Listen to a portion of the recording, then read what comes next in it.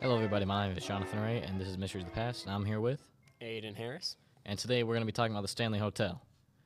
Now, for people who don't know, actually, I didn't really know this myself. I didn't know what the Stanley Hotel was, but the Stanley Hotel, it's a hotel. Nah, obviously, but anyways, it's in the Colorado in Estes Park, and it's actually the Shining Hotel, and it was founded in 1903 with this guy named F.O. Stanley, with no relation to the Stanley Cup.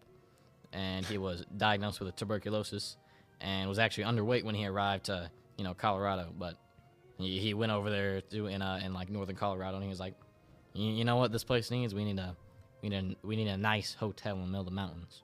So then he made a hotel with his wife, and basically just advertised to, luxurious wealthy people in Colorado.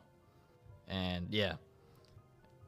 And it opened in 1909, and then it had, all the nice things like, running water, and then Stanley steamers, because it had this thing called Stanley steamers, and because the guy who made it was actually an entrepreneur, and he had other stuff before that, and he also worked with car stuff.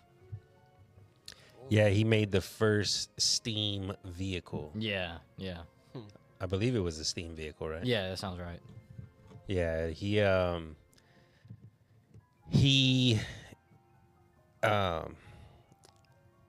one of the things that a lot of the people report about the Stanley Hotel is seeing, I believe his name is Freeland, right? Freeland. Yeah. Freeland Stanley. A lot of people report still seeing him like walking the hallways. Yeah. They'll hear him, and even his wife. They say that they see him and his wife walking the hallways quite often. Did they ask him for a photo? I would think so, but in most cases, I think these people just get freaked out right away. Wow. Yeah. There was a story. Well, I guess kind of to go off of some of the stuff you were talking about, like The Shining. Isn't that a movie? Yeah, it's a movie with Jack Nicholson. I forget the other actors, but I know he's like the most famous one I know. But kind of like going off of what you were talking about with Stephen King going there. One of the stories that I was listening to about it, it said not only did they stay in that room 217, and he had this nightmare where, like you said, the son was being chased by a hose and then he gets strangled by it. But it said that no one else was staying in the hotel. Like they were the only people staying in the hotel when that night when they stayed there, and he had, and they said Stephen King was having like writer's block, and he could not come up with anything. So him and his wife went there when no one was there. They were literally the only ones there, and they stayed in that room 217, and he had that nightmare, woke up in the middle of the night, and basically had all the concepts and ideas for The Shining. Yeah, and I heard that Stephen King actually made Johnny, what's his last name? Forgot his last name, but anyways, he actually made the main character who Jack Nicholson played. He made him a representation of himself because he's a struggling writer, and he's in this massive hotel, and it feels weird because they're like basically the only ones there, besides the staff, and he's slowly going insane, Mm-hmm. And but yeah, I thought that was interesting because if I was a writer, I think I'd be very thankful that now I have something to write about, Yeah. and instead of We're trying to help. yeah, I'd be sad for my son, but it's like, hey man, a writer's got to write, That's how You don't live in this movie. Yeah. You gonna die. Yeah. Did y'all actually see that there was a sequel to The Shining? I actually did not see that. Yeah, it was they released it 40 years later, so there's a reason why not a lot of people know about it, but it was called Interesting. And there's another reason why people don't know about it. It's because they didn't name it The Shining 2. They named it Doctor Sleep.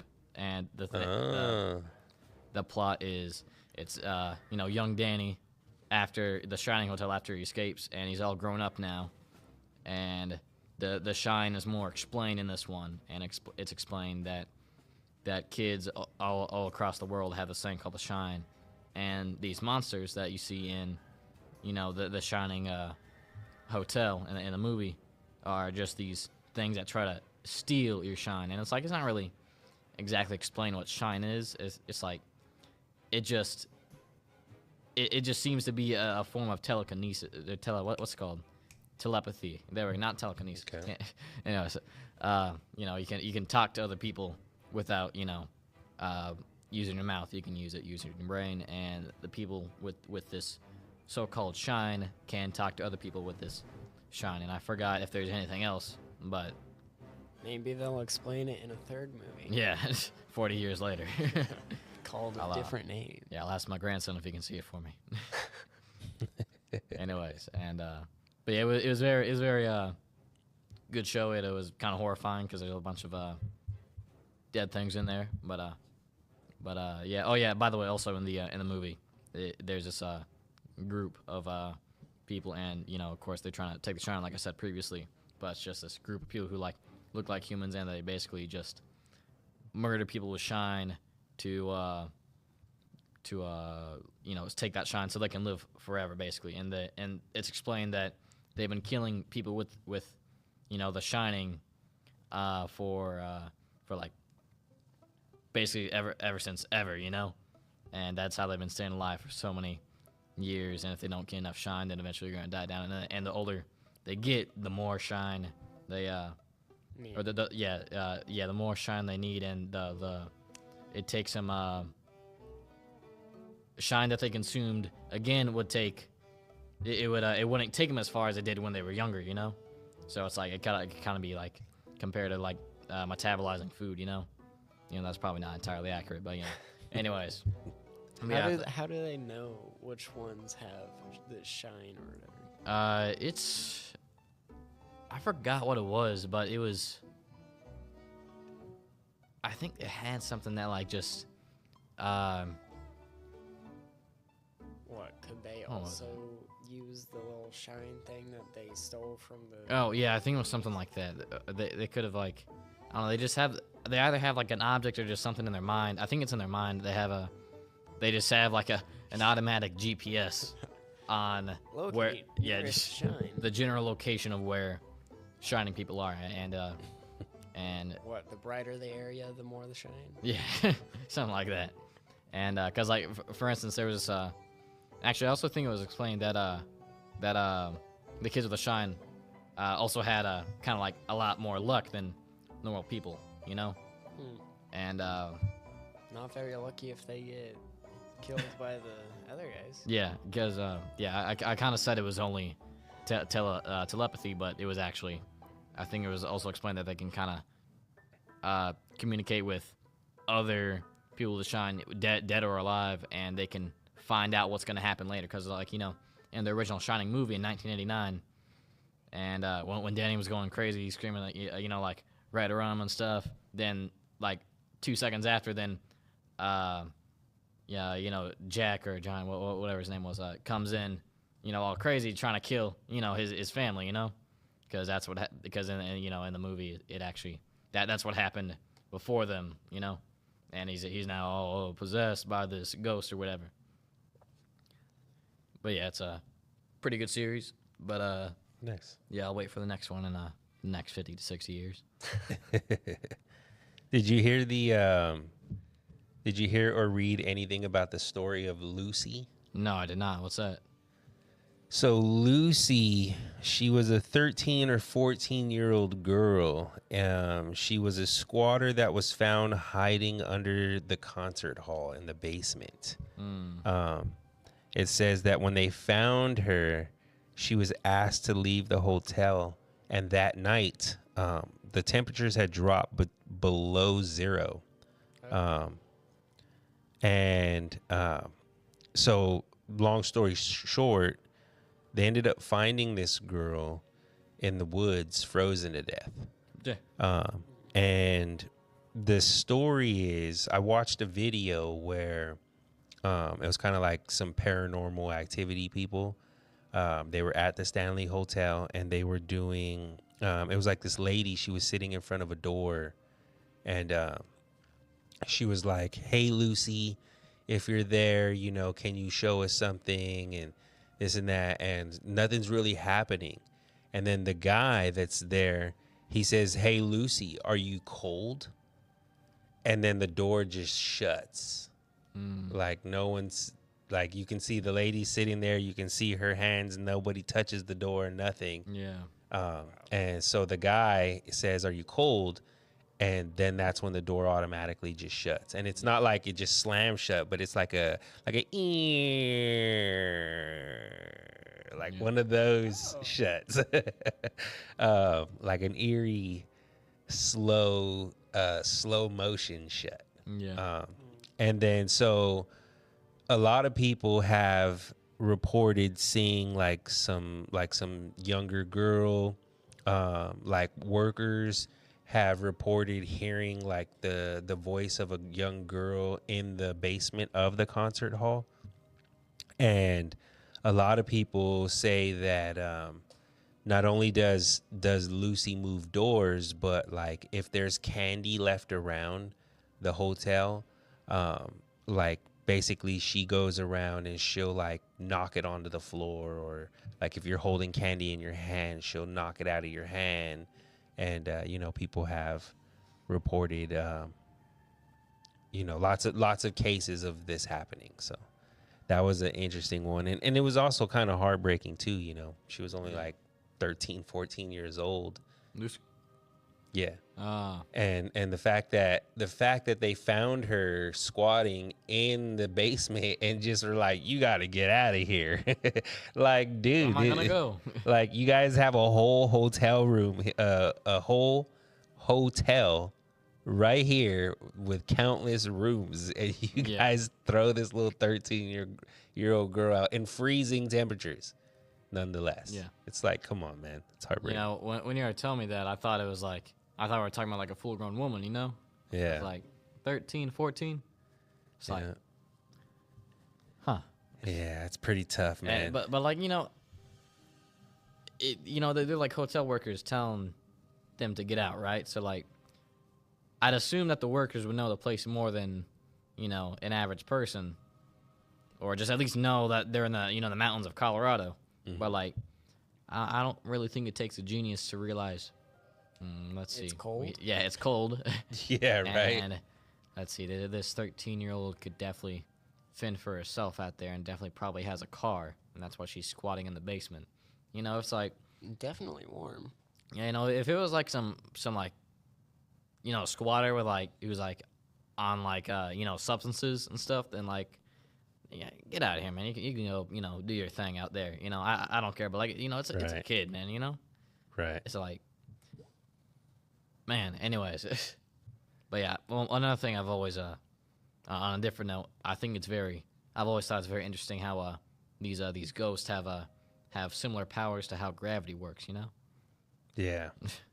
Yes, sir. Yes, sir. Do y'all believe in that ghosts are actually real?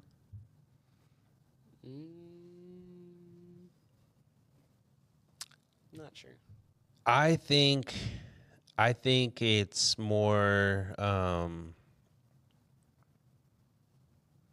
I believe in spirits. Yeah.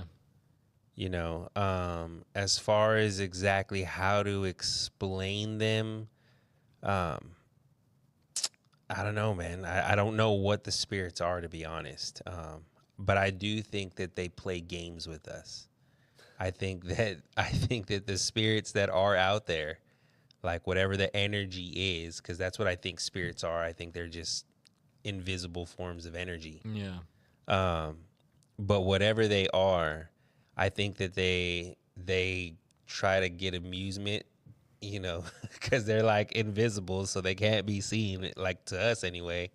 So for them to get like a kick out of life, I think they like mess around with us, man, and they like try to make us think that it's our loved ones that are talking to us, and or like that we're like seeing. Like for instance, one of the stories is they talk about the pastry chef that had passed away at the hotel, and basically what they say is that in the basement, it says that here's just a quick quote from the story. It says, "The ghost of the pastry chef is said to haunt the caves, as evidenced by the alluring and inexplicable scene of baking goods that are frequently reported there." So like there's supposedly like caves and tunnels that connect the main hotel to like the concert hall, and they say it goes into like a couple other areas. So supposedly in those caves there is the ghost of a pastry chef. And this is why I say I think sometimes they do it for amusement, right? Like these spirits or energy or whatever they may be, they're just like, you know what? Let's go put a cupcake on that step right there, and let's grab the cupcake with no frosting on it and just put a cherry there. So I don't know, just my take on it. Yeah. Sorry to cut you off. You're good. Sorry, I cut you off just to say a bunch of ums and ahs. Anyways, so it's kind of confusing with the whole ghost thing, because like science says there's not really ghosts, and there's all this stuff to explain. It's just physics, But then again, it's like it's weird how so many occurrences can happen, and so many different people saying it's they all see some type of like spirit. And this isn't just this isn't only related to the Stanley Hotel, but like it's like all across the world. The people have been saying there's like ghosts and then like demons and whatever for like probably ever since humans were made. Yeah, aliens too. And I don't know what it is, if it's just a lot of coincidences or just a lot of misrepresentation or people trying to get famous, but it didn't really make sense to get famous back in the Greek days, but they've been seeking fame, even back then. I mean, the gladiators. You think Aristotle was trying to get famous? This one area, reverse gravity in this one spot for this like set amount of time. I mean, you're crazy, man. I don't think why this object is lifting in the air. Yeah. I don't think there's ever been a time in history where man wasn't seeking notoriety, fame, glory. Yeah. So, I mean, I guess that makes sense. I was thinking too much of the, modern day age now that we have all the internet, Oh, I think it's even worse now. Yeah, it's way worse, way worse. Like, I think back then it was bad, but now, the very fact of having a camera in your pocket on your phone at all times, and the fact that you just see people, like, it's not even just women anymore, man. Like, you see dudes just snapping photos of themselves constantly, you know what I mean? And again, I'm not knocking anybody, I'm not saying that they're wrong for doing it, just, I guess, just expressing my own opinion, just seeing the level of narcissism, you know what I mean? The level of selfishness and what's another good word that mental illness? That definitely. And I'm a victim of it myself too. The fact of just having it in your hand all the time and just looking at that screen. Yeah. To try to get the, and I don't necessarily wouldn't say that you're trying to get the dopamine, right? But your body is creating all these chemical reactions, that is being caused by the stimulation of the phone, So that's why I say I think people are so used to, getting everything instantaneously, that back in those days, you had to like really work for whatever it was you were going to get, and it took time Yeah. and effort. Now, because it's like with the snap of the finger, the touch of a button, that's why I think it just made people worse now than it was back then. Yeah. So, More but people think they can get famous faster. yeah. Oh, over nothing too, man. Like and again, it's not to like hate on the person individually, but like I forget the name of this girl, but she like talks about eating guinea pigs, bro. And like she's like this social media influencer now. She gets like paid to go talk Eat to guinea people. pigs. Yeah, it's insane, bro. It's insane. I don't understand how this woman has a following like she does, where I mean like millions of people following her online. Like she goes and does like guest appearances and people pay her.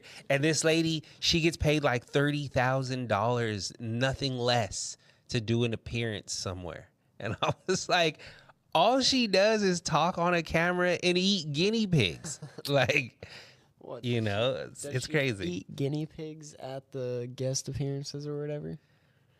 I can't say I've seen her actually eat a guinea pig at a guest appearance, but like on her videos, man, she'll be sitting there tearing them up too, boy, eating them like chicken wings, like. I do have one big question. Does she use any sauce? Yeah, she had some sauces on the table, definitely. I hope so, because What's it made of? Guinea pig feces? Who knows?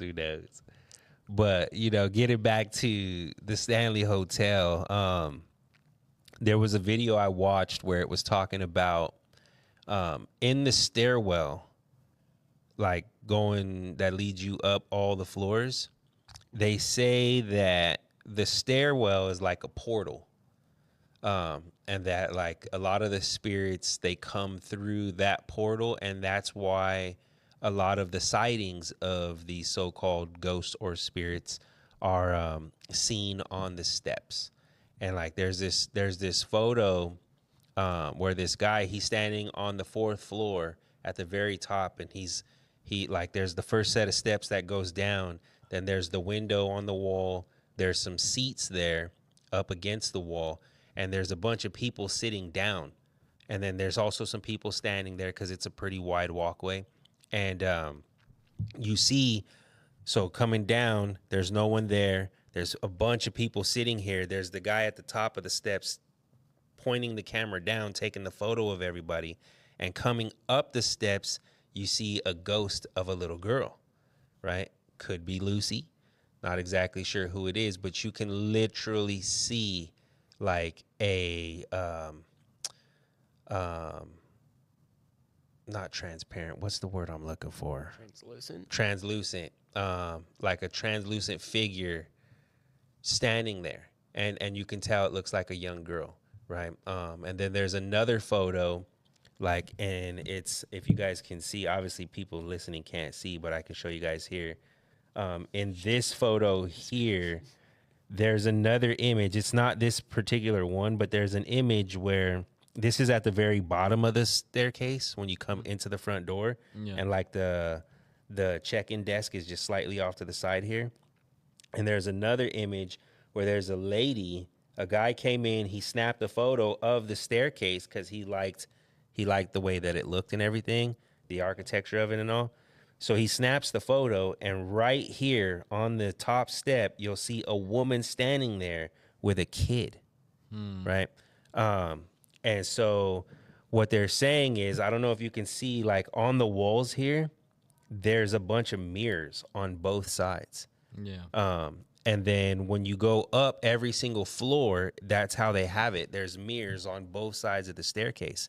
So there is a group of paranormal activity specialists that were doing like a story specifically on the staircase because it said so many people are calling it a portal, right? Yeah. So one of the things that they point out is the fact that there's mirrors on opposing walls showing the reflections of each mirror. According to them, in the spiritual world, this is like a no-no, right? Like by putting a mirror next to a mirror in a place that's supposedly filled with lots of paranormal activity, that what it does is it creates like a concentrated area for these spirits to supposedly come through the glass.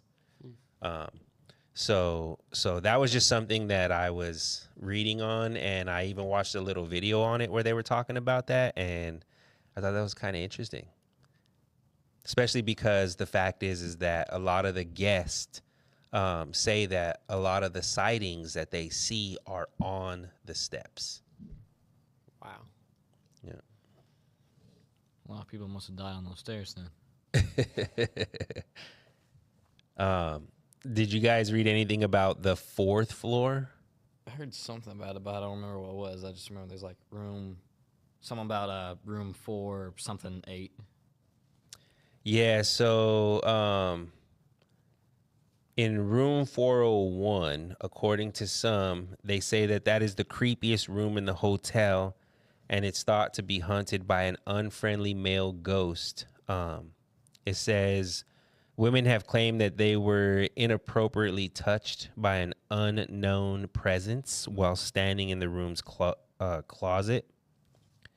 It says one man claims he witnessed his wedding ring inexplicably move from the bathroom counter and fall down the drain of the sink in the bathroom.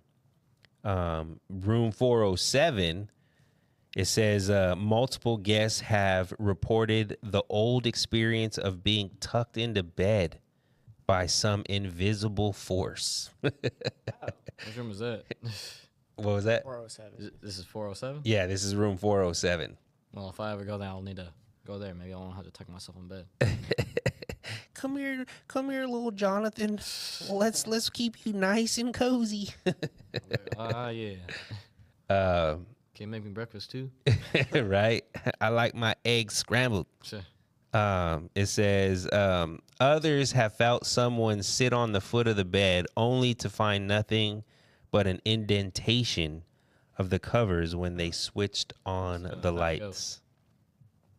Room 428, some have seen the vision of a cowboy looming over the bed as they slept or standing in the corner. Oh. Yeah, that would be howdy, Maybe man. someone, maybe someone had a life-sized Woody doll. This bed ain't big enough for the two of us. It says there aren't any rooms above this room, yet over the years there have been multiple reports of strange sounds like furniture being moved and footsteps emanating from the ceiling. So the fourth floor, even though a lot of people rave about room 217 because that's where Stephen King stayed at, the greater majority of people, when reporting these types of experiences, they say it all happens on the fourth floor. Is there a room where nothing has happened? Probably. But again, I'm not 100% sure on that. I wasn't really looking for anything like that to where it would say something along those lines. But I mean, I'm pretty sure, At least one of the rooms got to be not haunted. like the bathroom, probably. The ghosts are like, Except for where the You need that your one privacy. ghost in the other shining. like, we'll tuck you in, but we don't want to smell your load. That's You funny. know how to wipe. Do you think ghosts could actually smell? That's a good question. It gets transported to the spirit realm. I think it'd be, I'm not really all about this, ghost stuff, but like, I think it'd be cool if I could see like at least a photo from like, maybe like from the old times before, Photoshop existed. I think it'd be cool to see, like a slightly transparent, translucent, whatever it is, picture of just someone. Maybe it could be like a half-eaten baby. That sounds wrong. Or it could be like I don't know, like a little girl or something, you know? Just like, I want to see something, you know? When I get like, I get that cameras were like pretty big back then, but like, come on, like, you know, like it must have been like, I've been claimed to be seen for like the past probably 2,000 years, you know? You know, I'd assume eventually someone would want to take a photo, but like, Yeah. I ain't seen nothing like that. And then, yeah.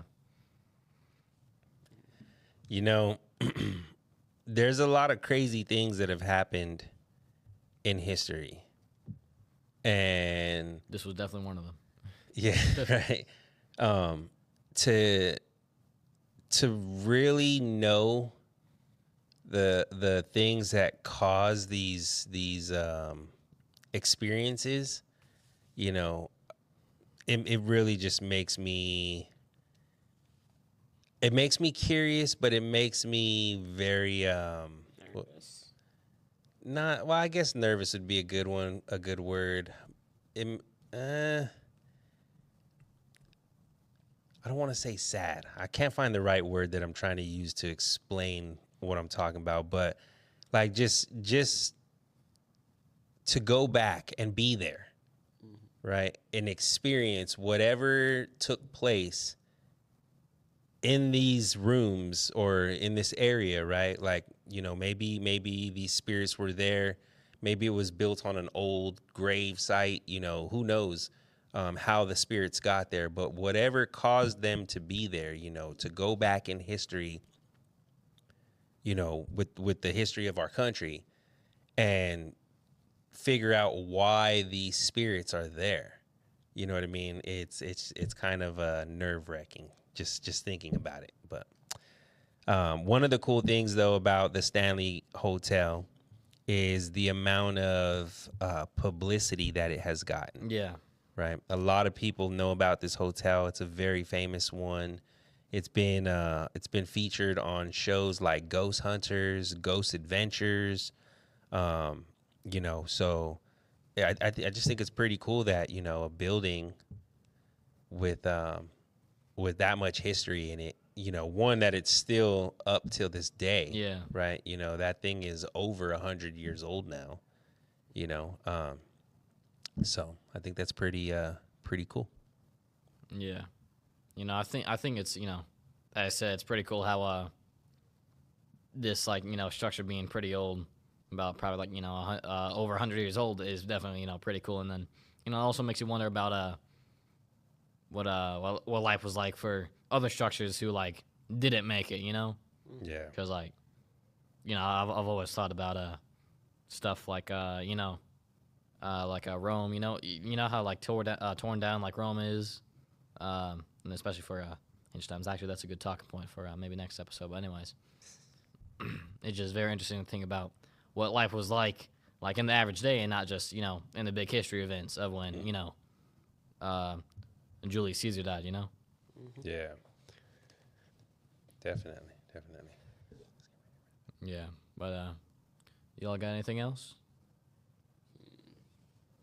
That'd be it for me. Well, I was gonna say earlier, did the Mrs. Stanley or whatever create the Stanley Cup things? That's a good question. I think I actually looked this up. I think it was the guy who made the Stanley Hotel was named like, you know, Freeland Oliver or something like that. With F.O. Freaking what's his name?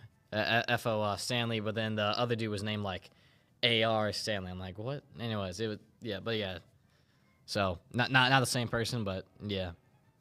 I think that's gonna have to wrap it up for today's episode of Mysteries of the Past. Thank y'all for watching. Make sure to subscribe, like, comment if you want, send hate comments, and then yeah, bye bye.